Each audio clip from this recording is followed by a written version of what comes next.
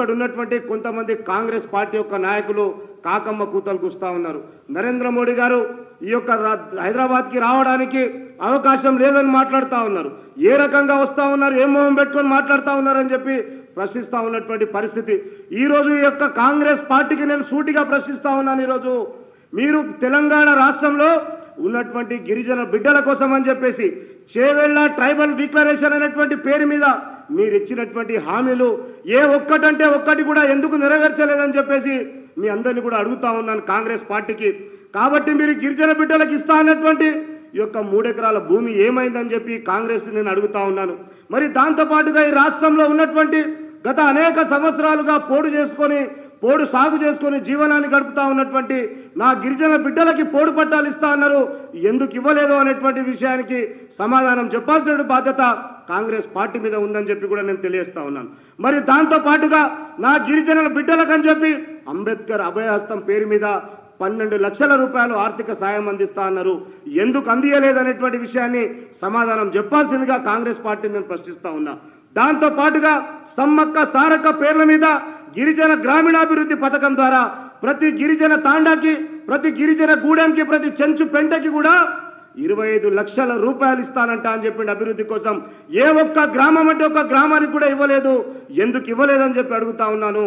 మరి దాంతో పాటుగా మరి మైదాన ప్రాంతంలో ఉండేటువంటి గిరిజన బిడ్డల కోసం అని చెప్పి కూడా ఐటీడీఏ కేంద్రాలను నిర్మాణం చేస్తామని చెప్పి 5 ఐటీడీఏ కేంద్రాలు స్థాపిస్తామన్నావు. మరి ఐటీడీఏ కేంద్రాలు ఉన్నటువంటి ప్రాంతంలో multi level super speciality hospitals కూడా నిర్మాణం చేస్తామని హామీ ఇచ్చినావు, మరి ఎందుకు నిర్మాణం చేయలేదని చెప్పేసి కూడా అడుగుతా ఉన్నాను. మరి ఇవన్నీ పక్కన పెడితే మరి యొక్క పరిపాలన ఉండాల్సినటువంటి మా యొక్క గిరిజన బిడ్డలు, మరి మా గిరిజన మంత్రిత్వ శాఖని గిరిజన బిడ్డకి కేటాయించినందుకు మీరు నరేంద్ర మోడీ గారి విషయంలో ఈ రకమైనటువంటి ప్రగల్భాలు పలుకుతా ఉన్నారా అనేటువంటి విషయాన్ని ఈ కాంగ్రెస్ పార్టీని నేను సూటిగా ప్రశ్నిస్తా ఉన్నాను. కాబట్టి ఈ యొక్క తెలంగాణ ప్రజలు కాంగ్రెస్ పార్టీ అంటేనే ఈ యొక్క మోసపూరితమైనటువంటి హామీలు అనేటువంటి విషయాన్ని, తేట తెల్లమైనటువంటి విషయాన్ని తెలంగాణ సమాజం అంతా కూడా గుర్తిస్తూ ఉంది. మరి ప్రధానంగా నా గిరిజన సమాజం అంతా కూడా గుర్తించింది. కాబట్టి రేపు 10వ తేదీన నరేంద్ర మోడీ గారు రాబోతా ఉన్నారు తెలంగాణ రాష్ట్రానికి. కాబట్టి యావత్ గిరిజన సమాజం అంతా కూడా మేల్కొనండి, ఈ యొక్క కాంగ్రెస్ పాలనకి చరమగీతం పాడాలి. మరి యొక్క తెలంగాణ రాష్ట్రంలో ఉన్నటువంటి యావత్ గిరిజన సమాజం అంతా కూడా అభివృద్ధి చెందాలంటే అది ఒక్క భారతీయ జనతా పార్టీతోనే సాధ్యం, నరేంద్ర మోడీ గారి నేతృత్వంలోనే సాధ్యమవుతా ఉంది.